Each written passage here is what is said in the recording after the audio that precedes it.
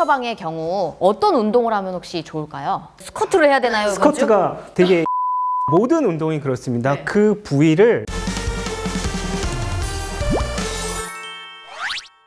퇴행성 관절염을 부르는 나쁜 습관 혹시 어떤 게 있을까요? 장기적인 스트레스를 잘못 줬을 때 문제가 생길 수 있는데 한 군데 쭈그리고 앉을 때는 사실은 무릎에 전체적으로 스트레스를 분산시키는 게 아니고 뒤쪽으로만 과도한 스트레스를 주게 돼요. 그래서 뒤쪽부터 빨리 망가지는 경향이 있습니다. 그래서 짝다리를 짚는다든지 뭐 다리를 쭉 벌린다든지 양반 다리를 하는 자세, 관절염으로 가장 많이 고생하시는 나라들이 대부분 서양보다는 동양이 많고요. 동양 중에서도 일본이라든지 뭐 이런 나라들이 사실은 관절염이 더 많은 것으로 알려져 있습니다. 퇴행성 관절염을 부르는 자세 어떤 게 있냐면 쪼그려 앉는 습관, 다리를 꼬거나 양반다리 하는 습관, 쩍벌 자세. 관절염 진단을 받은 경우에는 어떤 치료법이 있을까요? 치료를 위해서는 관절염 자체도 중요하지만 그 환자의 나이도 중요하겠고 무릎이 얼마나 써야 되는지 그리고 삶의 여명이 얼마나 남았는지 그리고 지금 얼마나 괴로운지 그런 것들에 따라서 젊은 사람일수록 관절염의 진행을 막도록 하는데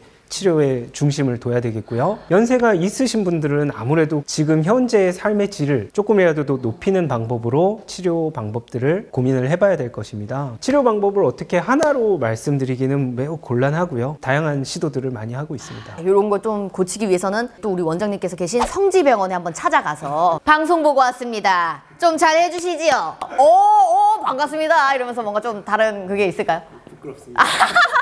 그럼 우리 성지병원 많이 찾아주세요. 운동 처방의 경우 어떤 운동을 하면 혹시 좋을까요? 관절염을 늦추거나 예방하기 위해서는 제가 두 가지를 항상 설명을 드리는데요. 첫 번째로 일단은 체중 부하를 줄여야 될 거예요. 그래야지 관절이 받는 스트레스를 아무래도 좀 덜어줄 수가 있겠죠. 일단은 실제적으로 체중을 줄이는 것도 중요하겠고 내리막을 좀 삼가하신다. 또 스트레스를 분산한다. 여러 가지 이런 역할들을 좀 강조하는 편이고요. 무릎이 받아야 되는 스트레스를 근육으로 분산시키는 방법들이 있어요. 무릎 주변이 아무래도 근력으로 튼튼해지면 무릎 주변에 보조기를 찬 것 같은 역할을 근육이 대신 해줄 수 있지 않습니까? 체중이 근육과 같이 관절, 연골 직접 떨어지는 걸 분산시킬 수 있기 때문에 두 가지를 그렇게 강조하고 있습니다. 그런 운동이 좀 혹시 어떤 게 있을까요? 근데 스쿼트를 해야 되나요? 스쿼트가 되게 양날의 검, 모든 운동이 그렇습니다. 그 부위를 강화시키기 위한 거는 그 부위를 혹사시키는 거와 같은 동작이죠. 길이가 변하지 않는 동, 쉽게 얘기해서 무릎 근육의 길이가 변하지 않는 채로 힘을 줬다가 빼는 거. 그런 운동이 사실은 안전해요.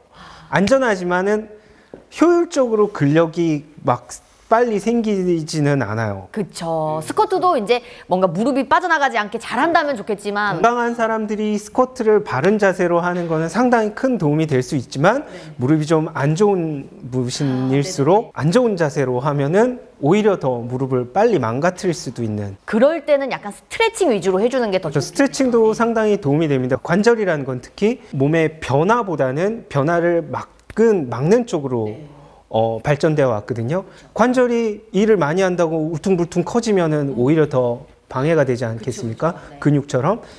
이렇게 근육처럼요? 그렇죠. 근육이 커지는 것처럼 우리 뭐 관절을 많이 썼다고 울퉁불퉁하면 변화가 사실은 해로운 관절 주변은 그렇기 때문에 혈액순환이 잘 되지 않는 특징들이 있습니다. 저 혈액순환 진짜 안 되는데. 관절 주변은 사실은 우리가 바늘로 찔러서 뽑아도 정상적으로는 피가 한 방울도 있지 않습니다. 혈액순환이 그만큼 빠르지 않다라는 뜻이겠죠. 근데 이게 왜지? 저도 잘 모르겠는데요. 왜 하셨어요? 항상성이 중요하다라는 말. 자, 잠깐 편집점. 항상성이 중요한 부위이기 때문에 변화를 싫어합니다. 그래서 혈액순환보다는 삼투라는 죄송합니다. 웃음이 터져. 됐습니다.